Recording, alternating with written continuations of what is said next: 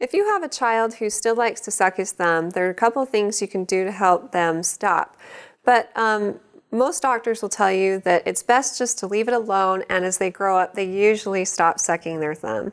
But if they're starting to get older, it's affecting their ability to function, especially if they're going to school or they're getting teased about it. There's a couple of things you can do. Kids usually respond really well to positive reinforcement. So first and foremost, if you notice that they've gone a day without doing it, maybe you can have a sticker chart or some sort of reward program that serves as an incentive for them to not do it. And the more they think about not doing it, the more likely they are to overcome it naturally on their own. And whatever you do, avoid teasing them or using any sort of negative reinforcement when they do suck their thumb, because this will scare them and likely make them want to suck it more because it's a source of comfort. If your child is sucking his thumb because he's bored, then try to keep him distracted or put something in his hands to help keep him from sucking his thumbs.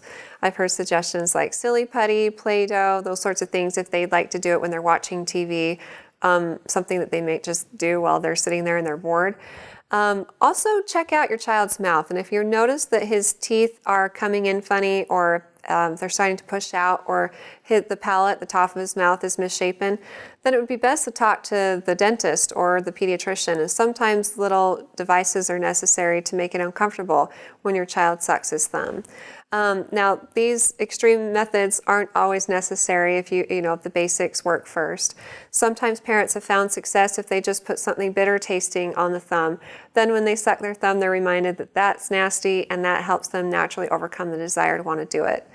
But if you're still having problems, at the end of the day, all the basics have been tried, it's not working, talk to the pediatrician and they may have additional recommendations. But if you have other questions for me, feel free to ask them on our Facebook page and recommend us to your friends and family too.